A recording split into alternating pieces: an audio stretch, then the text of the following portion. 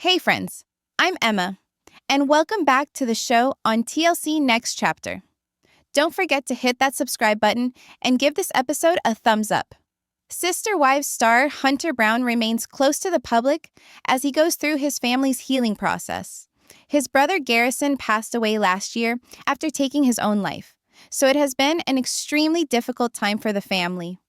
Even through the struggle, Janelle and her children held strong. Today, Hunter has been documenting his healing process with followers, but many were left shocked when he shared a shirtless selfie recently. Keep reading to see the photo. Sister Wives. Hunter Brown's touching tribute to Garrison Hunter last month paid tribute to his deceased brother Garrison's birthday on social media. He shared throwback photos of the two of them together, having box hats, enjoying time at a lake, and playing board games. Alongside the photos, the Sister Wives star posted a moving quote. Sometimes you will never know the value of a moment until it becomes a memory. Hunter also urged followers to spend as much time as possible with loved ones. In spite of all the sadness, Hunter still shows that he's living a good life. Hunter posted a shirtless selfie last week. Hunter Brown posted an Instagram story of himself, shirtless. The Sister Wives star captioned it, "That was stupid." He also had sunglasses and a bandana on. Why he was dressed this way is unknown, but maybe he was getting a workout in. Either way, it proves that Hunter is living life during this recovery time. Sister Wives. What is Hunter Brown doing now? Hunter also posted photos from a recent vacation in Las Vegas. The Sister Wives cast member went to a theme park and attended a concert with friends. Fans were left shocked by this impromptu trip, particularly because it came just days after he showed photos of Yellowstone and Grand Teton getaways. Followers wrote about how glad they are to see Hunter living his best life today. Comments included, "Hunter, so happy to see you doing well. To you, living your best life. Love the style, totally fabulous. I was there last week for Dead and Company. Desert life versus East Coast humidity. Team humidity every time. I'm in Vegas this weekend too. Salvation Company is the place to go for festival fashion. The owner is living the dream, flaunting her fits. I'm such a jealous person. You must visit at Sham Hollow MF. It's the most enchanting venue I've ever had the pleasure of visiting, other than clubbing." Hunter Brown also posted pictures from a hike trip at Mount Griffith and Mount Charleston with a large group of friends. They summit the 11,064-foot peak of Griffith Mountain. It's not known for how long Hunter is going to be in Vegas, but there has been speculation that he may have relocated there permanently. Sister Wives. Kody Brown wants a guy trip with David Woolley. Sister Wives star Kody Brown has some fans questioning why he would want to go on a vacation with Christine's husband, David Woolley. There was no apparent interaction between them, and neither Kody nor Robyn was included when David and Christine got married, and that created a great deal of tension. Because of this, people are interested in what Kody might have in the works with his ex-wife's husband. Continue reading to get into the conversation. Sister Wives. Kody Brown speaks out about Christine's rants. During the most recent Tell-All episode, Kody gave his take on Christine's rants throughout the years. He said he's been trying to be present for all of his wives and wants to treat them all the same, just as he treats Robyn. This also assures us that Kody does treat Robyn differently than everyone else. But he says there's nothing wrong with that. Suki informed Kody of Christine's remarks on how she was so obsessed with him. Kody replied that he does not believe Christine was so obsessed with his happiness.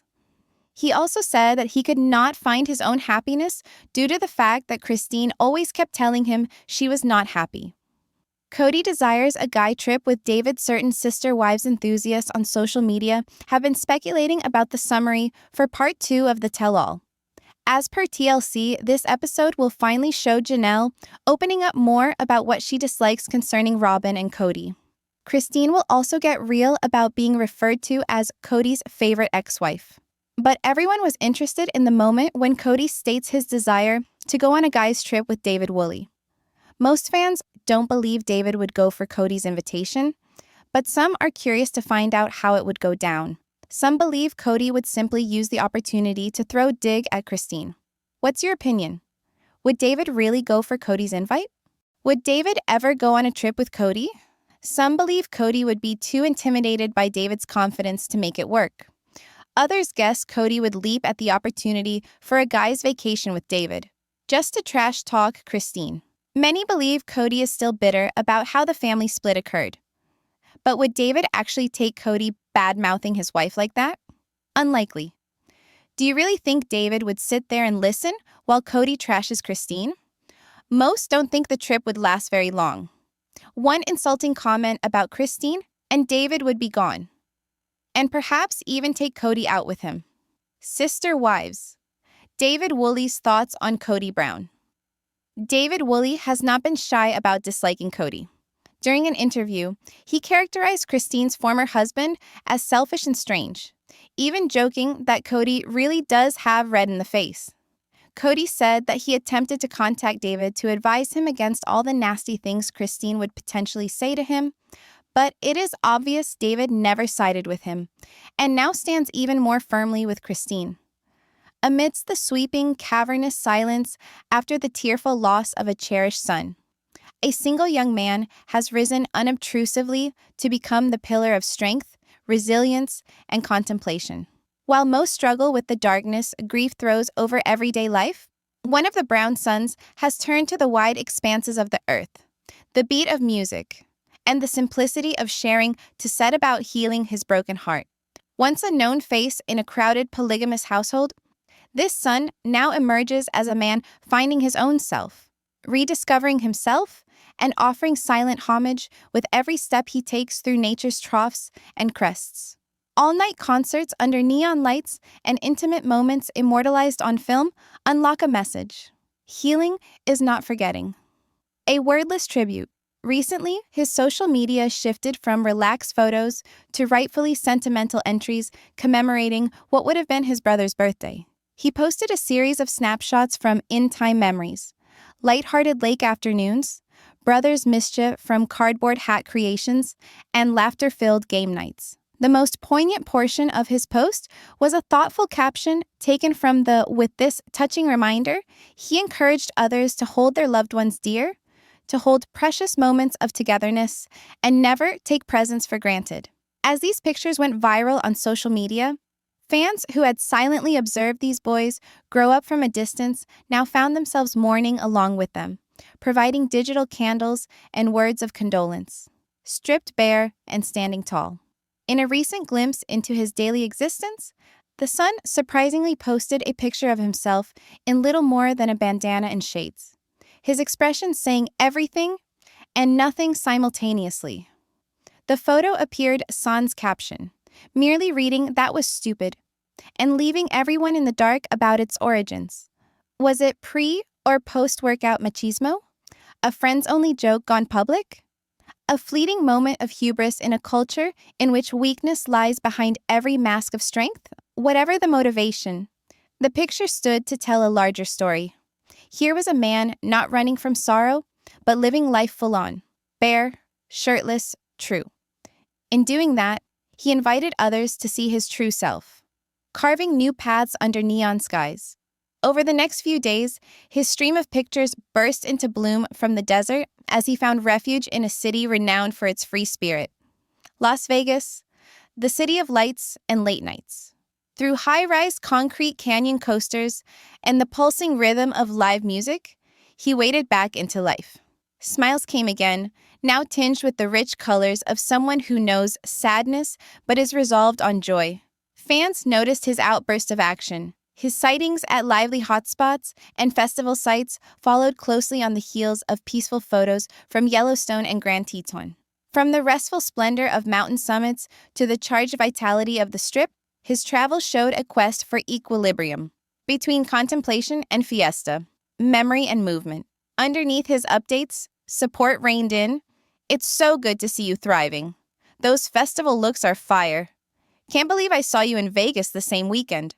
You should go by Sham Hollow next time. Wizard Place." Each remark, offhand or sincere, bore an unstated reality. His viewers weren't merely observing his escapades, they were experiencing his recovery process, cheering on his rebirth and reaching ever higher above the neon light of nightlife. He literally came back to his roots. Laced up in hiking boots and water bottles full, he trekked out with a large group to conquer the steep peaks of Mount Charleston and the dominating slopes of Mount Griffith. These hikes were not hikes at all. They were metaphors. With each guarded step across the rocky terrain, he climbed out of grief. The top of Griffith Mountain, looming above the desert floor, was both a destination and a statement. He's still climbing. These peaks were not just geological landmarks. They were personal triumphs, whispers of a new page being turned. With so many recent moments under the Vegas sky, rumors began to circulate. Had he finally chosen to make the desert his home? Was this simply an extended vacation, or the start of a new hub? No official word has been given, but indications are that there is something more. His regular visits about the city icons scattered through his photographs, and the favorite watering holes with pals all indicate that this isn't a fly-by visit. It might be an anchor amid so much turbulence. He leaves it to the world to wonder. He gives moments, not words, vignettes, not broad statements. Legacy in motion. The memory of the brother he lost lingers in every post, every hike, every smile shared with new friends. Though he may not mention him by name each time, an undercurrent of love and remembrance flows continuously. It's visible in the way he treasures laughter, the urgency with which he embraces life, and the strength he shows simply by moving forward. There is no ideal template for sorrow, particularly for this son of a once united, but now broken home. Healing comes in waves, in the pulse of a bass drop, the quiet of a mountain wind, the laugh of friends, and even in a shirtless selfie. In a world that used to watch him come of age on the periphery of a complicated family tree, he now emerges in the light on his own terms. He doesn't presume to have all of the answers, and he certainly doesn't owe the world a map. But he arrives, for himself, for his brother's sake, and for whatever lies ahead. Whispers of surprise and speculation first started circulating in fan circles when a somewhat surprising subject arose during a recent televised confessional. A strange proposal involving a trip for two men who have never quite met on friendly terms. At the center of decades of plural family life stands a man whose name has become synonymous with tumultuous relationships and emotional challenges.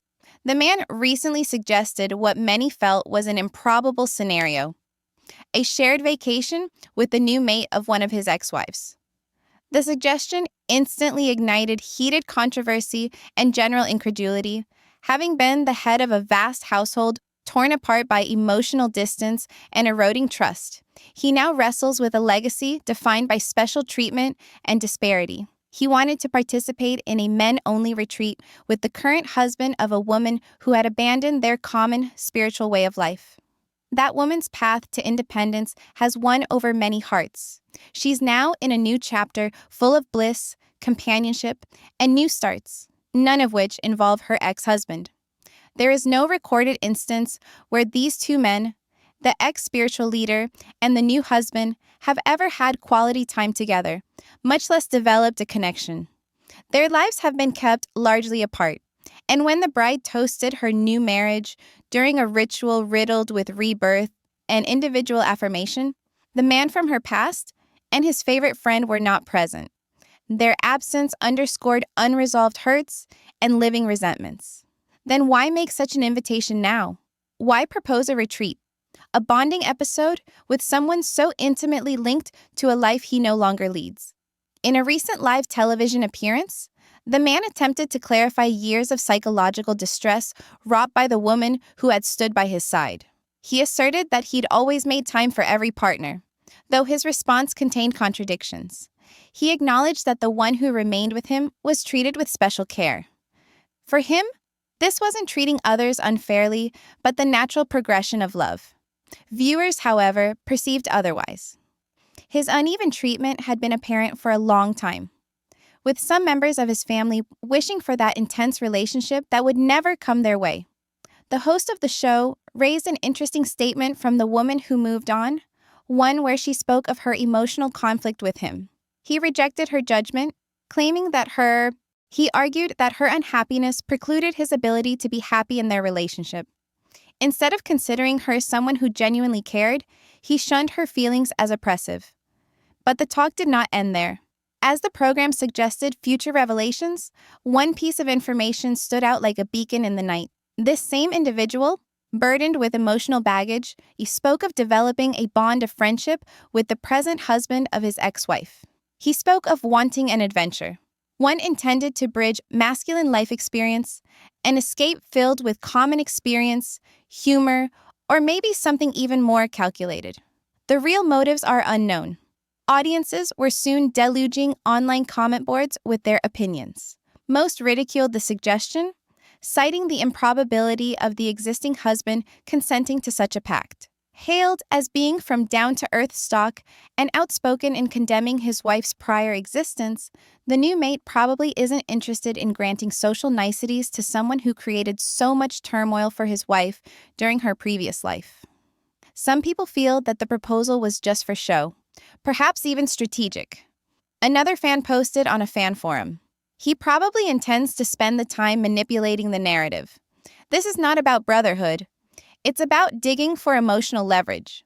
Others saw the invitation as a desperate bid to regain prominence.